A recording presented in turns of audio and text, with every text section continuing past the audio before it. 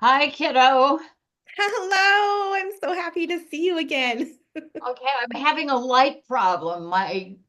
The cord that does my ring light Huh? connected, Oh, and I can't find it underneath all the desk with all the cords. So that just happened 9 minutes ago. I've been trying- oh. I tied one up, and I pulled it up, and it wasn't it. So this is what we got. I'm sorry. I think it'll work. I think it'll work.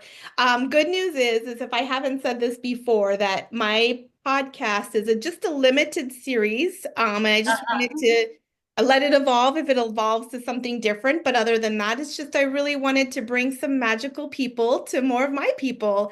And the big thing about it is that I'm a big fan of not having to have things perfect. I think that's also something that I learned from you in your course when I took your course over the phone, Uh, Yeah, it just you just jump in and you flow and you learn and you grow and I think so much of that holds everybody back. And so I also just wanted to yeah. be an example of let's just do it. Let's I just started a class this Monday on Zoom, yeah. and a woman has a lot of material, a lot of help she's been given to people, but needs to set up a workshop.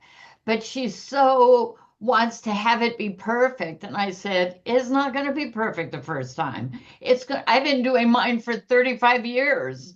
And it was really different then. The outline was the same, but you just keep adding and refining and going with something that you see your people need and want, and Yeah. you make changes.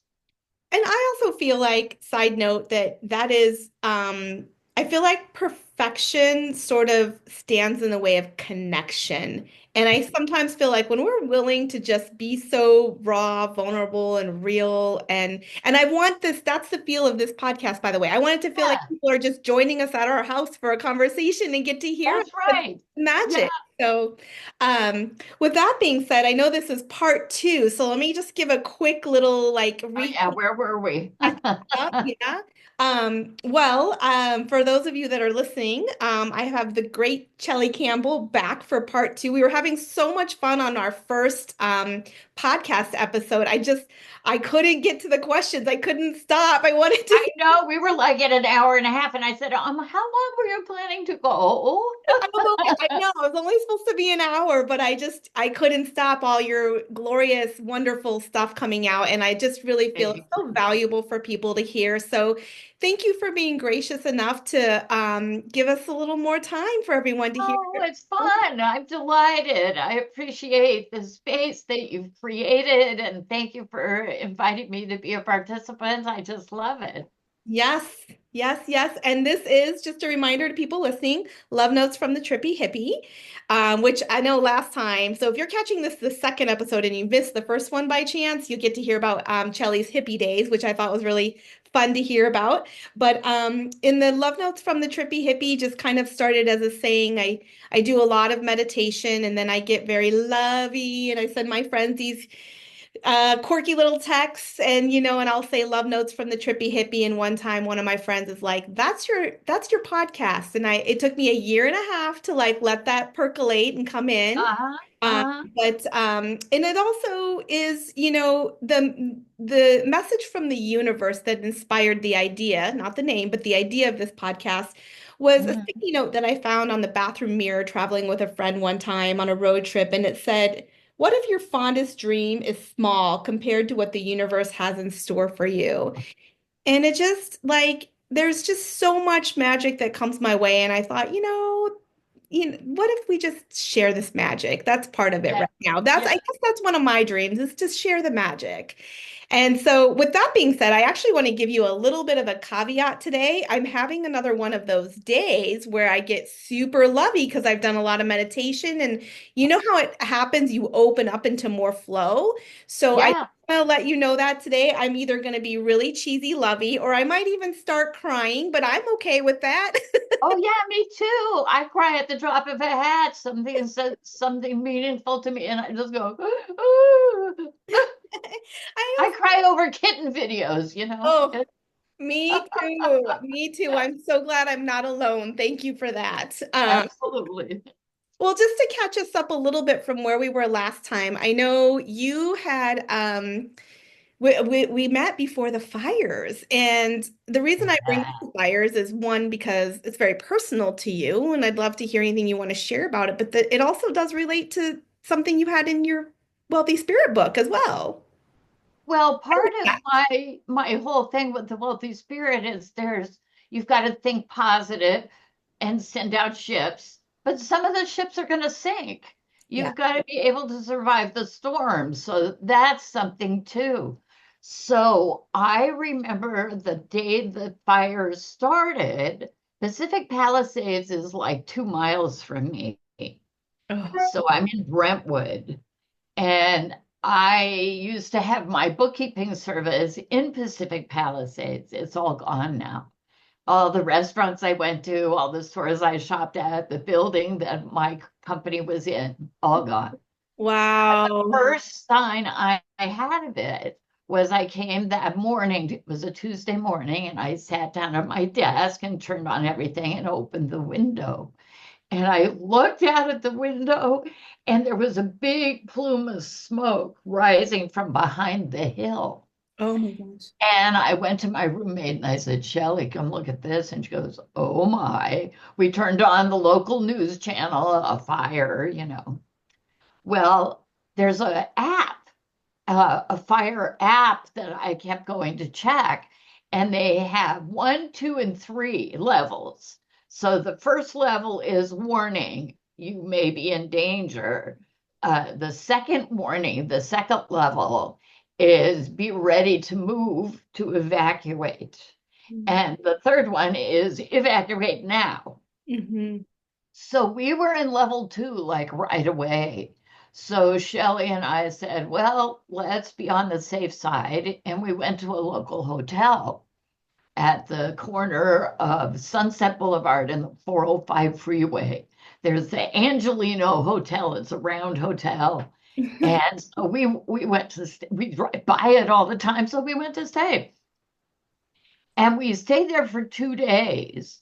And we thought, well, it's not coming our way. So we're okay. So let's go back home.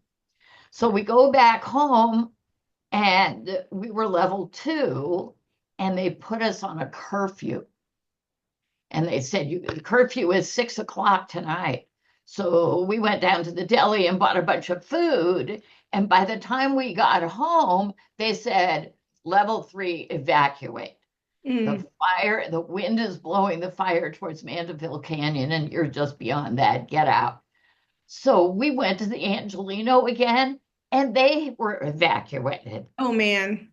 So we had to go somewhere else. And Chellie goes, well, where should we go? And I said, well, let's go to Century Boulevard. That's by the LAX airport.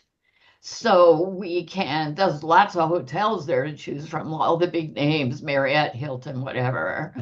And besides which, it's like 2 miles from Hollywood Park Casino, so we can go play poker during the day. I was wondering when we're going to get the poker talk in here. So, yes. And there it is. So, I mean, what are you going to do? You're evacuated. You're just sitting in your hotel with basically nothing. What are you going to do with yourself? So, that's our activity. That's our fun hobby. So, that's what we did. And we drove down Century, and the first one that I saw was a Hilton. So, we pulled into the Hilton, recognized the name. Okay. They were all set up. I can't say enough good things about the Hilton. They had flyers for us at every desk with how they were handling everybody who was evacuated. First of all, they were giving you a 30% discount on your room. You could park 2 cars per day for free. And it was $60 a day for a car. So that would have been $120 a day for the 2 of us, free. They had a room put aside with clothing, snacks, water, Wow. anything you wanted. It was just, and they were also, are you evacuated? Oh my God, we're so sorry. And just personable and wonderful and helpful. Oh, So we were there for like 8, 10 days. wow. Yeah. So then we were told that we got the all clear, we could go home. So we went home. They neglected to tell us that the power was still out. Oh So no. we couldn't stay there. We had to go get another hotel until they got the power back on. Yeah. So it was, and I know 9 people, 9 friends of mine who lost their homes totally. Oh, that's so devastating. Oh, God. We were so lucky it didn't touch us. Our house was fine. But, it's like grab what you can. Well, we had been evacuated for the Getty fire in 2019. So we were kind of experienced. We knew what to grab. I had a list. I Well, had the list done. I was just gonna say too, so you're prepared because I was just gonna say you are in like this is not unusual for you. And Correct. you've had Correct. this before. And in fact, I think even before 2019, there's a day in your Wealthy Spirit book where you write about that. I remember feeling I don't want to tell the story, but Oh, that's okay. Tell the story because I don't remember. okay, okay, got it. Okay. So my recollection of the story was that I don't remember what year you wrote The Wealthy Spirit, but it'd been like this is years ago. This is over 20 years ago, I think. And so I guess you guys were all evacuated and you had a neighbor that refused to evacuate, but he was hosing down the houses. And when you came back, Oh, your yes, had not been that is a wonderful story, and I did put it in. yeah. And that was a fire in Malibu. It happened to a friend of mine.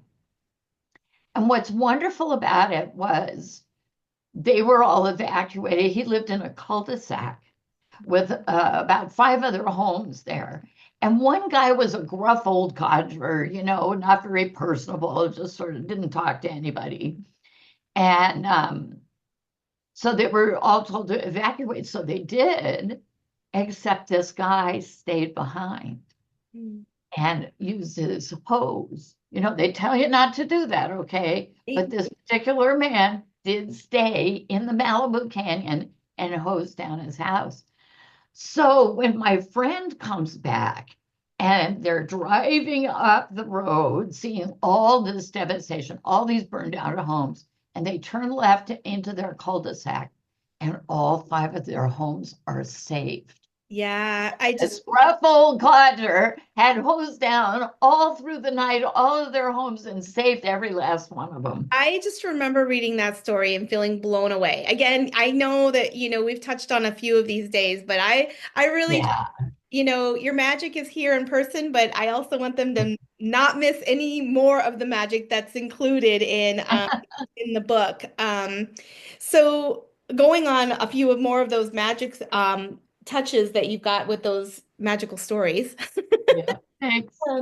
I was going to ask you, I know I have a lot of friends who are Bon Jovi fans. So do you want to allude to any of your little story about Bon Jovi in there? Oh, I love Bon Jovi. I have a page dedicated to in the book. The Wealthy Spirit is a page-a-day book for every day of the year with a message of hope and survival and making money and loving life and having adventures.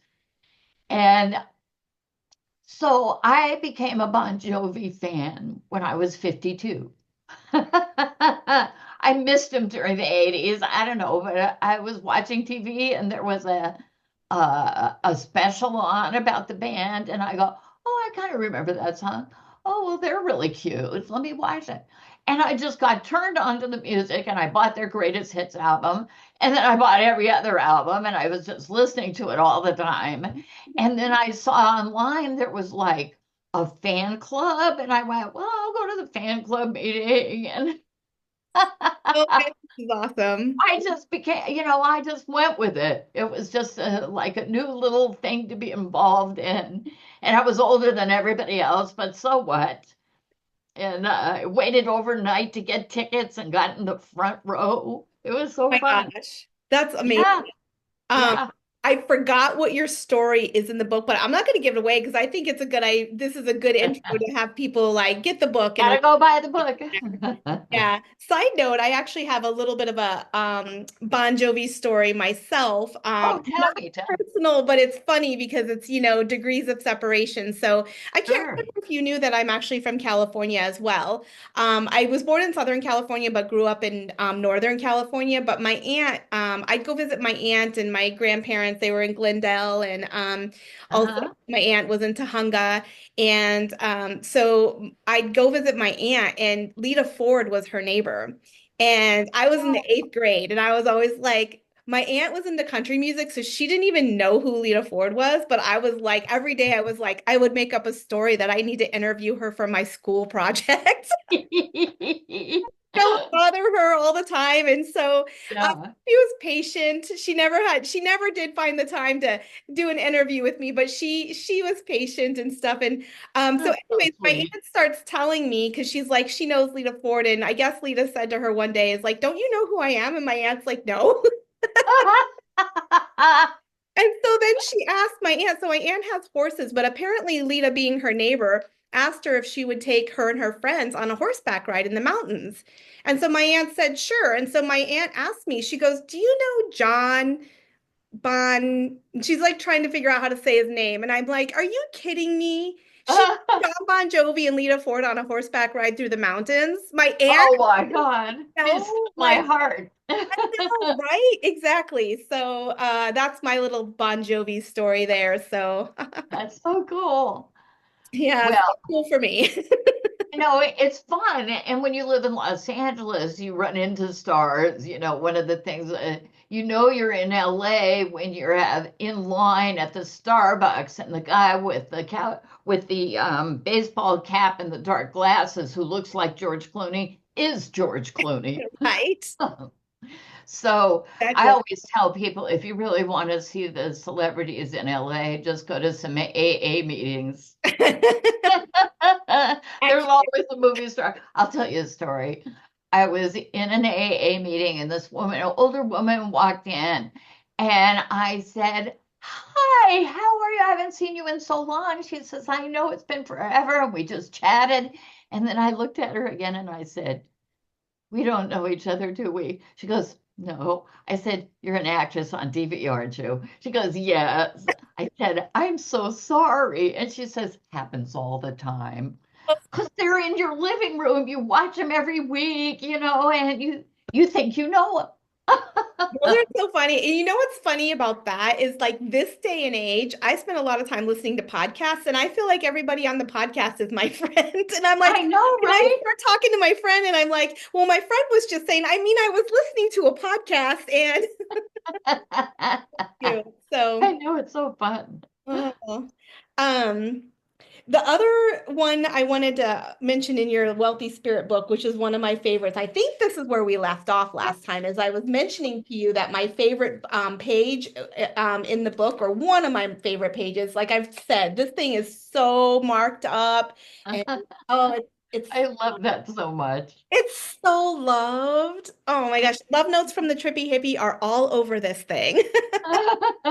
So, but the philosophical conversation that you had with on the dates, that is just was so enlightening. Do you want to revisit that one with us again? Sure.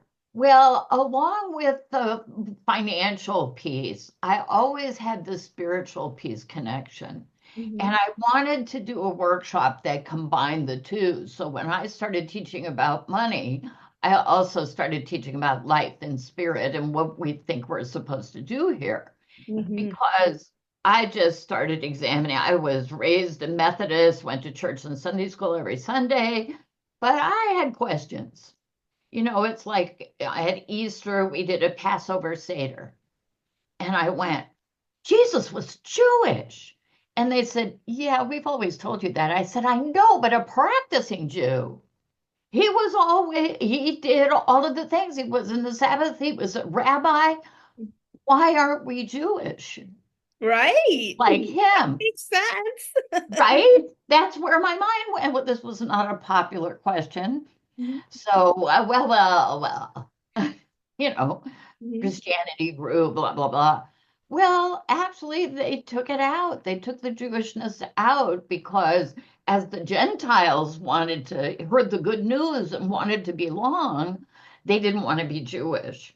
So, because when Jesus was crucified, his disciples and his followers were all Jewish. It was Paul who came along and opened it up to the Gentiles. They didn't want to be Jewish, so they took the Jewish practice out. And then we had Christianity. So that's a little history about that. Wow. So when I did my workshop, I said, part of what helps you make money is spiritually being aware of good and doing good and thinking positive thoughts and sharing, give to the poor from your abundance, all of that. Mm-hmm. And so I saw that in looking at life and people, I saw the wealthy people had no spirit and the spiritual people were all broke. So Mm-hmm. why don't we combine? Let's have it both. I want people to be rich inside and outside. So true. So this, as I'm figuring all of these things out and questioning, and I still read all the gurus, all the books and listen to people talk. So one night I was going to the theater and I was early and I'm waiting for my friends to show up. And I just started having a conversation with this guy at the bar. And yeah, I picked up a guy at a bar. So I'm in my philosophical phase. So I started talking philosophically about things, and he joined right in with that. So he was a perfect talking partner. And he says, "Well, what do you think's going on?" And I said, "Well, I think there's a lot of religions, there's a lot of religious leaders, there's a lot of gurus. I believe in a God that sends many messengers, Mm, not just one 2,000 years ago, not just one 5,000 years ago, if you're going back to Moses or a Hindu, ancient times. I think that God is smart enough to say we have different people in different areas. Let's reach them. mm-hmm. Not just send one, you got to believe that. Just one for all cultures. Let's send many, Mm-hmm. you know. So I was talking about that with this guy, and he goes, "Well, you don't know that's the truth." I said, "No, there's no way to know the truth. You Mm-hmm. just believe it's all faith. So why not have faith in that?" I choose to have faith in this because I love it. I love the idea of it. I think you should choose beliefs that make you happy to believe them. Mm-hmm. And this one makes me happy. And the burn in hellfire if you don't believe one doesn't make me happy. And he goes, "Oh, okay, I get it. It doesn't matter to you that you can't prove it's true." I said, "You can't prove any of it true. It's all a hearsay." And he goes, "Okay, so you just choose to believe it." I said, "Yeah." He goes, "Huh." I said, "By the way, what do you do?" He said, "Well, I teach philosophy at UCLA." I said, "No, you don't. Come on, you're pulling my leg." He goes, "No, actually, that's what I do. I'm a philosophy professor." I said, "Show me some ID." And he reaches into his wallet and he pulls out an ID card for UCLA and it says Associate Professor Philosophy. I said, "Oh, I didn't know I was talking to a pro." I said, "How'd I do?" He goes, "I'd give you an A." Ah, I love the reason I love that story so much is because to me, when I took that in, it showed me how we have the power to create worlds, like the belief. And it also helped me to let go of like, I could see all the beliefs I had, and I kind of just went, well, if you can't prove it's true or not, then why not just choose whatever serves you, which is what you're saying, right? And Yeah, and I don't want to make it sound like overly simple that all of a sudden I was able to drop everything and just choose whatever I like. It's a little more than that, but that was such an opening into creating a world. And sometimes I feel like we live in a world that, we have all these beliefs and we can feel so powerless like over our lives.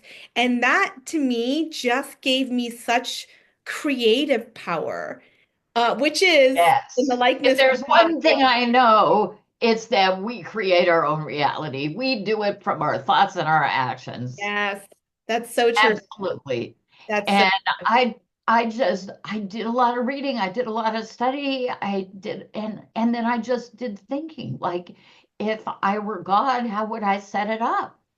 exactly. And I remember back in the day in college, I'm still figuring things out, mind you, but I had questions, so I would ask them. And I had a boyfriend who was a Baptist and very religious, straight and narrow.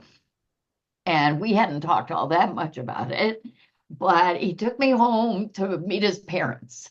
And we went to church and Sunday school, and I was fine with that. But in Sunday school, the guy who was leading it, there's about 100 people there. And the guy leading it was talking about the Calvinist doctrine, which is that God created everything, all the souls in the beginning, and some of them were saved and some of them were not saved. So if you're saved, there's nothing you can do to ruin it. And if you're not saved, there's nothing you can do to get it. It's Well, all predetermined. Well, I just hate that idea. So I said, excuse me, I have a question. My boyfriend's going, and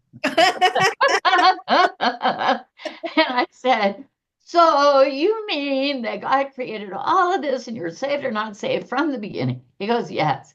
And I said, well, that would mean that God created some souls just so that he could damn them to hellfire and torture them for eternity. I said, would you do that? And he went, I said, that's like having a group of kindergartners and they act up and they don't do well in kindergarten. Instead of sending them back through, you're going to kill them and torture them forever. ooh, Really? mm. Oh, well, that's what the Calvinist doctrine says. I said, well, I'm not buying that one. Not buying it. Oh, they're all trying, all these preachers and ministers and gurus are trying to sell you their idea of what it's all about. Yeah. Well, I better like the idea. If I don't like the idea, I'm not buying it. I don't buy hellfire. I don't buy torturing people, not in this life and certainly not in the next life forever. What a horrible idea. That comes from, you know, an ancient, unaware mind, I think. Hmm. Oh, I could be wrong. People say, well, what if you're wrong? I said, well, now that's asking me to believe out of fear. Yes, and that's something I refuse to do. Like a lot Yeah, of times when I'm creating my world, like I want to create a loving world for myself. Um, yeah, if I'm doing making a choice or doing something or saying something, I want it if it's from fear, I purposely like will prune that and not respond to it. Like that's yeah, yeah, so yeah. um No. The yeah. way I look at it is you either have fear or you have faith. Yeah. Really, fear is just faith that bad things are going to happen. It Well, is. I have faith in that. Yes, exactly. So I like to think of it sometimes. I think I heard this from a book and I wish I remember which one, but fear is just faith inverted. Oh, yeah, Yeah. yeah. It's just not having faith in the good and having the fear that something bad's going to happen. Yeah. That's Oh, bad sort of stuff what is you going said. to happen. Yeah. I've had plenty of bad stuff happen. I was talking with a guy the other day, and I said, "Well, really?" He was commiserating about something bad I went through, and I said, telling the story about that and other things that have gone wrong, I think I have done more to help people through telling those stories of getting past something that was bad than anything else. You know, and to add on to that a little bit, I feel like I've been going through a phase in my life. We did this came up with last April, actually Tuesday is my birthday. But Oh, happy birthday! thank you. I'll be 51. So last year at this time, I was in Minneapolis with my girlfriend. She came from California and we celebrated my 50th birthday. And we kept having this like we everywhere we went, we like made this plan and everything would be wrong. But everything what wrong was right. It was the weirdest thing. And just like a simple one I can think of right now is that we ordered some drinks at Starbucks and ahead of time and we went to pick them up and it was the absolute wrong Starbucks. Um, Oh, yeah, so we were at the wrong place, but then when we got to the right place, or no, but when we were at the wrong place, it ended up being the right place because they had this like Starbucks thing I've always wanted that's like usually $30 and it was only like $4 or something like that. And I was like, we were supposed to be here. You know, I just everything that was supposed to be like, we're not supposed to be here, we'd immediately see that, but we are supposed to be here. It was the weirdest thing. So yes. There's always a lesson in it. There's always a learning. And what I've been thinking lately is you don't even know what you've been saved from. Exactly. That's a good one. When you end up somewhere and you go, why am I here? This is wrong. I was supposed to be over there. Well, maybe that over there was the plane that crashed that you didn't get on. Yeah. There's always those stories of the people who were late who missed the plane, the 9/11 plane. So it's funny you say that because I have this necklace that's 222, and Yeah. 222 stands for divine timing, meaning that you're always in the perfect place at the perfect time. As a Oh, reminder. I love that. Yeah. My mother was born on 2/22/22. What? See, like this is what I'm talking about. This is why people need to be on our shows or with our conversation. It's like you're talking to magical people and magic just shows up, right? That's right. I mean, how weird is it that you wear a necklace 2/22? And Uh-huh. my mother's born on 2/22/22. That's so, I mean, that's just the way it goes, you know? It's like that. Yeah. Magic Yeah. everywhere. And it's, I'll be, going in a coffee shop and then somebody sees my necklace and they'll ask me right away and they'll be like, here's my tattoo. It's just um, Yeah. magic is everywhere. So, um, It is. well, Chellie, I could talk to you forever. I Um, could talk to you forever too. It's so fun. Oh, oh, and you just said that you just had your birthday, or your birthday is next Tuesday. yeah, Tuesday is my birthday. Okay. Yesterday was the 35th anniversary of the Hubble Space Telescope going out and showing us all those marvelous constellations and hundreds of galaxies never before seen. You know how many stars are in a galaxy? 100 million. Oh my God. Stars like our sun, not planets. Wow. We're so not alone here. I'm telling you. Right? I know. Oh my Yeah. gosh. But I also wanted to say my birthday is June 9th and I will be 77. Ooh, So I very like this. fortunate number. I think so too. Lucky sevens. I'm going to Vegas. I hope so. And in the best interest of, staying on time, Yes, let's see, yes. let's see if we have time. But I'm just gonna put a plug in this for a moment because I promised I was gonna wrap up with the questions I do. But if we Okay. have a moment, we'll come back to the gambling because that's Oh, also sure. in your book. In all of your books, I think that you talk about the gambling. I Like, do. And yeah. people are always saying, you're a financial advisor and you gamble. Like, yeah, hello. What in life isn't a gamble? Getting in your Exactly. car is a gamble, plugging in the light is a gamble. And it's so funny you say that because when I was doing some money coaching and dating coaching, and people are always like, well, what's kind of the crux? And I think the crux is the risk. Yes, That's gotta be people have risky. you have to take a big risk for love. I mean, we really do. And when you gamble money, it's a big risk. And it's people's relationship to risk is what I was really getting to the crux of. Yes. And And it you showed have up to in take a levity. risk to open a business, to start Yep. a podcast, to write a book. It's all risky. I saw this wonderful meme on Facebook once, and it had down here in the corner, it had a little cloud and it said your comfort zone. And then out here it said where the magic happens. Right? It's so true. Always out there. Which is and just to connect the dots a little bit more, it's like there's a relationship with risk, and which is really your relationship with the unknown, which is outside the comfort zone, which is where the magic happens, right? So yeah, exactly. So that's at the crux of it. For listeners, I don't remember if I've said this on one or more of my podcasts, but I have recently transferred from being, I'll just share this with you since we're friends. The love and money coaching has always been sort of a benevolent bait and switch for helping people coach people on their self-worth and their Ah, lovability. And ultimately, over the last few years, it's really tipped me into what I call a tipping point in this last year, in which I have spent, some people call it the avoid from mermaid speak. I like to talk at the abyss. It's where you're ah, like really in that space where you empty of all your attachments. I wouldn't say all of them, but a lot of them, the big ones, you empty of your attachments, you empty of conditioning. It's a very scary place for people to be. But I had a mhm. rebirth experience and it was really interesting because it happened last year on Mother's Day. And I thought, what an interesting day to have a rebirth experience, Mother's Day. Yeah, perfect.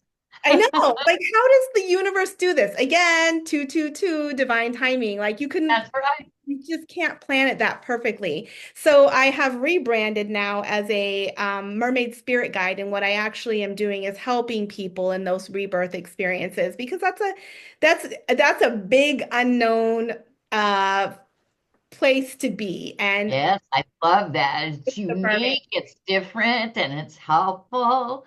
A lot of growth and learning that people can do in that. That's wonderful. Yeah. And I think why not? I mean, why do it alone? I mean, you do have to be alone in that void. It's very isolating to be able to prune all that, but yet you still can have support, you know? And have companionship and a helpful guide.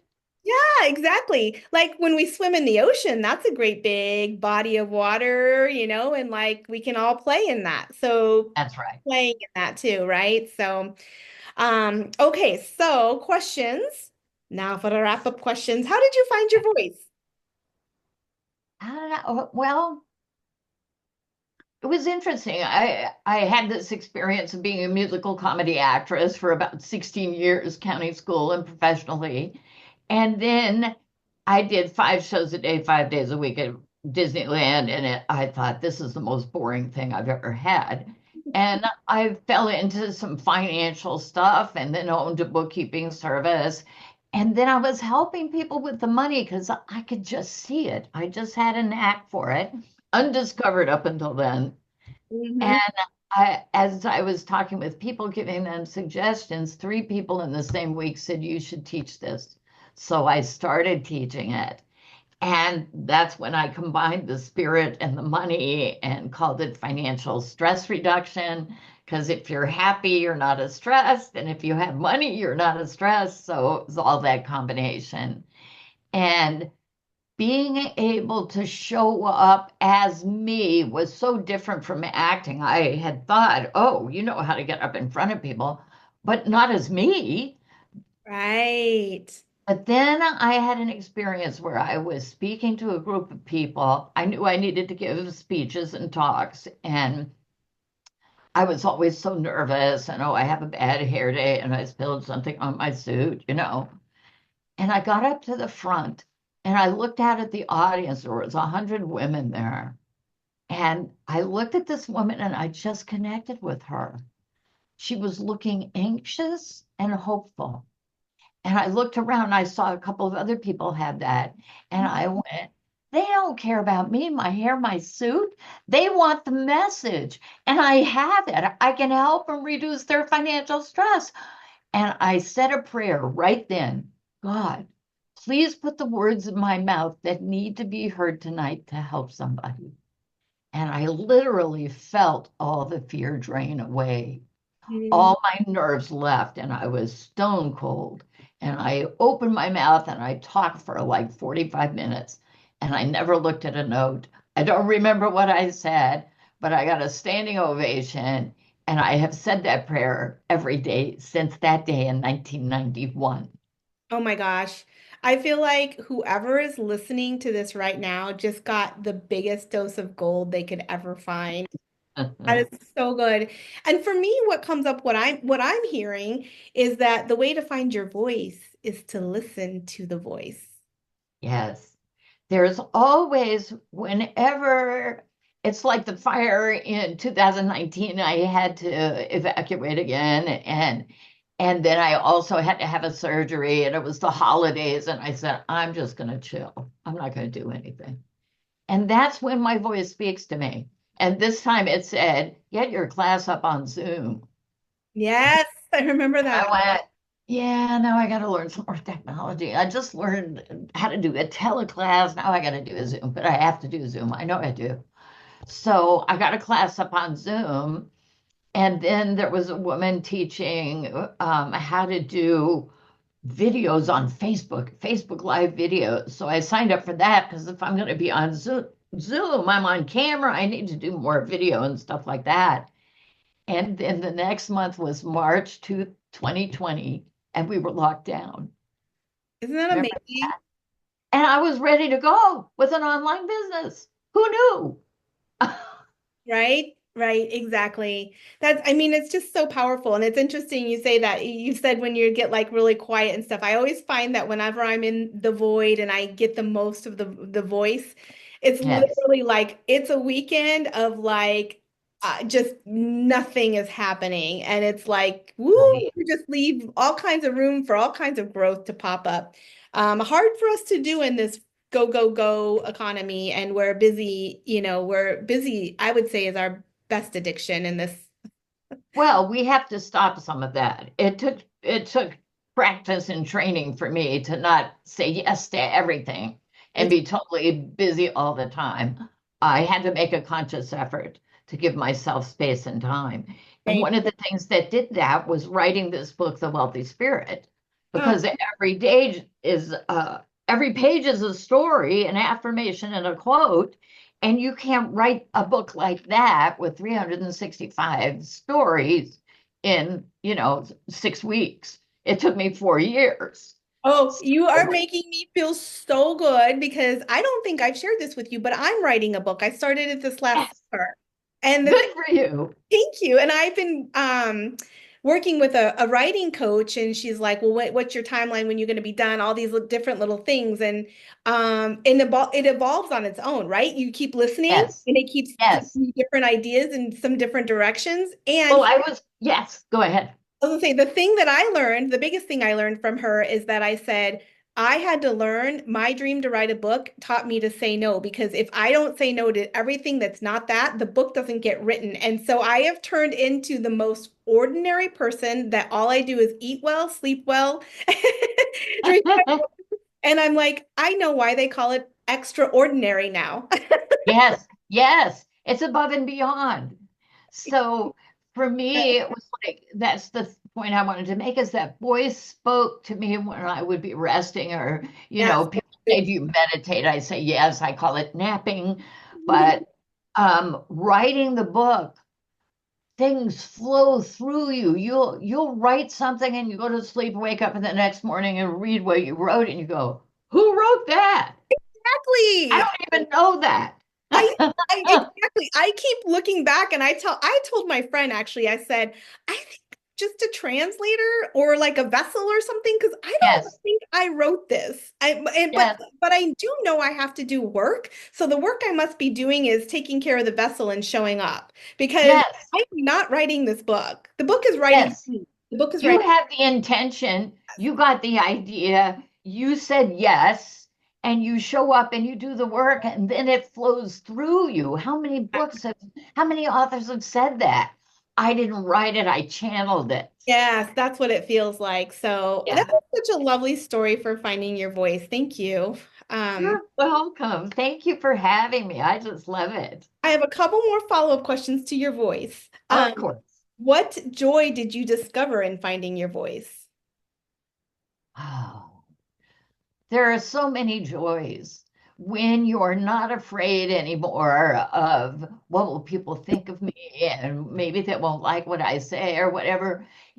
Aging gives you that too. Because I know a lot of badass older women because they just don't care anymore. They're going to tell you what they really think, and that is so valuable. I just started thinking what I thought and approving of my thoughts and approving of myself and Yes. giving myself permission to say whatever I wanted to. Because one of the signature things that I learned this lifetime is there's two kinds of people in life, your people and not your people. That's right. And not your people are never going to love you no matter what you do. And your people are going to love you no matter what you do. So I did things like the great unfriending of 2016, Great. when there were just a lot of screamer yeller people on Facebook and everywhere else with their political voices that were not similar to mine and not nice, in my opinion. So I just unfriended and blocked them. Love And it. people will complain about social media. Oh, there's so many angry people. Just block them. All of a sudden, your feed is filled with joy and light and funny things and kitties. You really can curate that. I mean, the algorithm, you can make the algorithm work for you. Um, It does. and to Yeah. your point with your story, one of my favorite Chellie quotes is people like to pay me and praise me, or praise me and pay me. I like to say that. Yes. Yes. That's one of my favorite affirmations because isn't that all you want from them? Oh, Chellie, you're so wonderful, and here's some money. Yes, exactly. I love it. Um, I just have two more questions for you just to keep us on our little magical timeline. Um, Okay. so what is magical about your life and yourself that you embrace on the regular? Ah, I embrace every day as being a blessing. Especially when you're older, it's like you wake up and you go, "Oh, still on the right side of the grass." So I love the place I have gotten to, and I'm here that I wanted to make the point that I'm 77 because a lot of people think, oh, when you're in your 70s, it's like we were locked down for COVID. And I saw a message that said, this is especially difficult for the elderly, the people over 70. And I went, oh, I had never thought of myself as the elderly. Right? Yeah, my dad always had an expression, well, there are seniors and there are super seniors. He's 90 at this point. And I said, well, so what's a super senior? And he said, a super senior is somebody who's 10 years older than whatever age I happen to be. Oh, I like that. I'm gonna, yeah, I like that. Yeah. Good. So for me, it's all about learning and growing and waking up happy and doing happy things and reaching out with love. And here's my favorite quote. I want everybody to know this. Well, a Nobel laureate, Rabindranath Tagore, he said this: I slept and dreamt that life was joy. I awoke and saw that life was service. I acted, and behold, service was joy. So good. That's It so still good. chokes me up every time I read it, and you can see I have it right here at my desk because I refer to it all the time. And that must have been where I learned from you. Somewhere I must have consciously learned it, or I've always believed it or something, or it's in the ether. But I've always, people talk about like sales and you get those like slimy salespeople. And I'm like, but sales is service. Like, I've always felt that sales, whenever I've been in sales, I've always felt like it's been a good service. As I'm talking out loud to you, I can hear the little voice in myself saying, yes, and when are you going to be in more service to you, girl, and sell yourself a little bit more? Ah, yes, there's always that little voice that says, "Oh, yeah, why aren't you doing that?" No, I'm willing to I be in haven't. service for everyone else, but yes, I got to do a little bit more of my own marketing. My coach might say send out more chips. So, Well, let me give you a tip. yeah. I have a little sticker on my computer, and it says, "Somebody needs your help." Yeah. That's what makes you do the sales call. That's what makes you go to the networking meeting or give a speech or do a podcast or anything. Yeah. Somebody out there needs exactly what we said today. Somebody listening needed to hear that. Somebody needs my help. Thank you for that. The voice is telling me that's what I needed to hear today is to remember that. You know, Yeah. so And thank you're reaching out just to make a friend or just to share and find out what they do. And yeah, I never get into the sales conversation unless somebody says, well, can you tell me more about that workshop and what would it do for me? And yeah. yeah, Awesome. Last question. Well, you've talked already about a lot of dreams you've realized in your lifetime, and of course, your books also talk all about it, which I'm all about that. The dreams, yeah. it's so cool. Are there any dreams that you would still like to see come to fruition for you?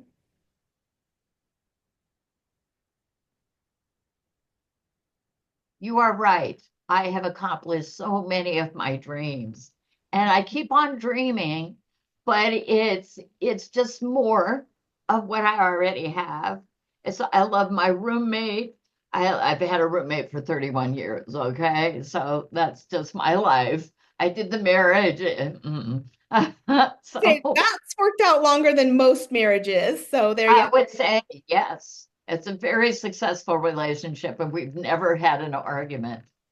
So go figure. I'm telling you, you get with the right person. And I have a friend, this is perfect timing to say this. You've queued me up perfectly. Being a love coach, right? So Right. I feel like when you find the right person, it actually is as easy as breathing. But a lot of us have not actually ever learned, again, to say no to enough stuff so that you're saying yes to that easy of a flow. It's like we have this, again, like you said earlier about beliefs, like we plan it in our heads. I mean, yes, life is hard and things can be hard, but you also can choose what's not hard. And Yes. I think that I used to say when in dating, I used to say my picker was broken. And I have had Right. that connection where I've learned to pick what's right and what's easy for me. And the biggest misconception is that love is hard. Yes. I mean, I had my experiences. It was funny. I did a podcast called Divorce Party, and it was with Tom Arnold, the actor, and a woman. They did this together, and they invited me on, and I didn't give instructions or whatever. I just told the story of my relationships, being a battered wife, then getting left at the altar, and then just sort of settling back and dating, but not really anything. And then I met Chellie, and she playing poker. I met her playing poker. And I was going through a rough period and needed a place to live. And she said, well, you can live with me. I live in a $3 million home in Brentwood. Okay. And she said, you can live with me, $200 a month. I said, okay. Sold, sold. Again, Oh, divine. amazing things happen. So, I Yeah. mean, I don't have that list of goals. Oh, I have to be a #1 bestseller, or I have to be on TV and have a show. I do the Wealthy Spirit Group, Mhm. and I have a membership fee. It's $47 a month. And I do a daily video from the pages of the Wealthy Spirit for 10 minutes. I feel like I have my own TV show right now. Exactly.